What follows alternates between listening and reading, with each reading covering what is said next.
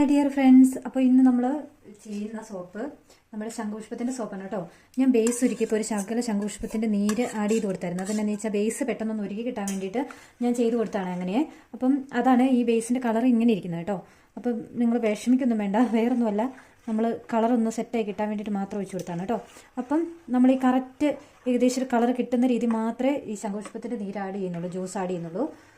അതിനകത്തേക്ക് നമുക്ക് വൈറ്റമിൻ ഇയുടെ ഡ്രോപ്പ് ഒഴിക്കണം. വൈറ്റമിൻ ഇയുടെ ഡ്രോപ്പ് ഒരു 10 ഡ്രോപ്പ്, അതായത് 10 എണ്ണം ഉണ്ടാക്കാനുള്ള ഒരു സോപ്പിന് ഒരു ഡ്രോപ്പ് വീതമാണ് നമ്മൾ വൈറ്റമിൻ ഇ ചേർക്കേണ്ടത് കേട്ടോ. ഗ്ലിസറിൻ 1.25 അടപ്പ് ചേർക്കുന്നുണ്ട്.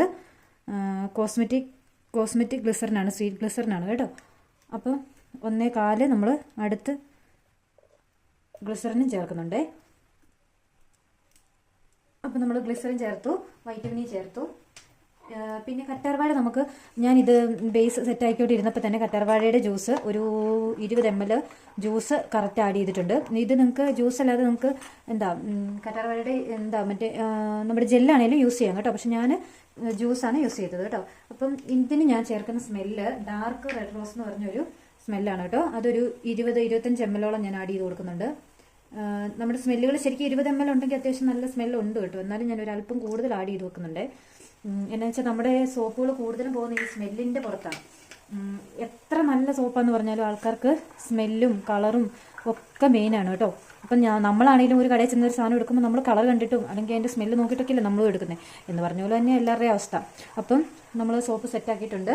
ഇതിനി മോൾഡുകളിലേക്ക് ഒഴിക്കുന്നുള്ളൂ കേട്ടോ. ഒരല്പം കോക്കനട്ട് ഓയിൽ ആഡ് ചെയ്യാൻ മറന്നു പോയതാണേ.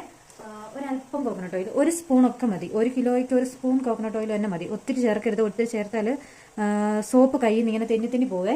അപ്പം ജസ്റ്റ് ഒരു മയത്തിന് വേണ്ടി മാത്രമാണ് നമ്മൾ കോക്കനട്ട് ഓയിൽ ആഡ് ചെയ്ത് കൊടുക്കുന്നത്. അതും നമ്മൾ ആഡ് ചെയ്ത് കൊടുത്തു. ഇനി നന്നായിട്ടൊന്ന് ജസ്റ്റ് ഒന്ന് ടിസ്റ്റ് ചെയ്ത ശേഷം പതുക്കെ ഇളക്കി കൊടുത്ത ശേഷം നമുക്ക് മോൾഡുകളിലേക്ക് ഒഴിക്കാം കേട്ടോ. 100ന്റെ മോൾഡുകളിലേക്കാണ് ഞാൻ കൂടുതൽ ഒഴിച്ചു കൊടുക്കുന്നത്.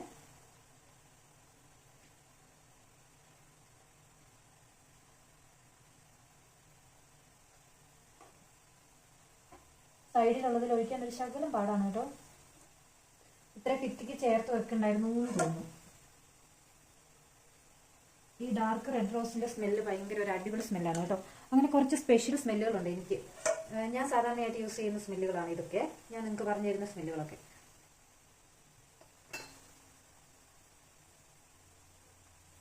അപ്പം നമ്മുടെ ദിനം പ്രതി നമ്മുടെ സ്മെല്ലുകൾക്കും സാധനങ്ങൾക്കൊക്കെ റേറ്റ് കൂടുന്നുണ്ട്. പക്ഷെ ആൾക്കാരെ സംബന്ധിച്ച് ആൾക്കാർക്ക് അത് അറിയത്തില്ല. നമ്മൾ ഇടുമ്പോഴോ ഇതിന് എന്നാ വിലയാണെന്നൊക്കെ ചോദിക്കുന്ന മനുഷ്യരും ഉണ്ട് കേട്ടോ. അപ്പം ശരിക്കും നമ്മൾ അവരോട് പറഞ്ഞു കൊടുക്കണം ഇന്ന പോലെയാണ്. അതായത് ചുമ്മാ വെറുതെ അതങ്ങ് ആരും നമുക്കൊരു സാധനം ചുമ്മാ തരത്തില്ലല്ലോ. അപ്പം നമ്മൾ അതിനനുസരിച്ചുള്ള സാധനങ്ങൾ ചേർത്ത് വിൽക്കുന്നത് കൊണ്ടാണ് നമുക്ക് ആ ഒരു റേറ്റിലേ കൊടുക്കാൻ പറ്റുള്ളൂ എന്ന് നമ്മൾ തന്നെ പറയണം കേട്ടോ. അപ്പോൾ ഇന്നത്തെ സോപ്പ് മേക്കിംഗ് ഇത്രയേ ഉള്ളൂ. ശംഖുപുഷ്പത്തിൻ്റെ സോപ്പിൻ്റെ പരിപാടി കഴിഞ്ഞു. അപ്പം വേറൊരു വീഡിയോ ആയിട്ട് കാണുന്നവരെ ഇനി ടാറ്റാ ബൈ ബൈ. ഇത്രയേ ഉള്ളൂ കേട്ടോ. ഇതിൻ്റെ ലാസ്റ്റിന് ഫൈനൽ ലുക്ക് നിങ്ങളെ കാണിച്ചു തരാം. അപ്പോൾ നമ്മുടെ കുഞ്ഞു സോപ്പ് വീഡിയോകളും പരിപാടികളൊക്കെ ആയിട്ട് ഞാൻ വീണ്ടും വരുന്നതാണ്. നമ്മുടെ ചാനലിനെ സപ്പോർട്ട് ചെയ്യണം, ഹെൽപ്പ് ചെയ്യണം. ഈ പദകൾ വേണമെങ്കിൽ നിങ്ങൾക്ക് മാറ്റാം കേട്ടോ. പക്ഷെ ഞാൻ മാറ്റുന്നില്ല. അത് വലിയ പ്രശ്നമുള്ള കേസൊന്നും അല്ലാത്തതുകൊണ്ട് മാറ്റുന്നില്ല കേട്ടോ. അപ്പം ഇനിയൊരു വീഡിയോ ആയിട്ട് കാണുന്നവരെ എല്ലാവർക്കും ടാറ്റാ ബൈ ബൈ.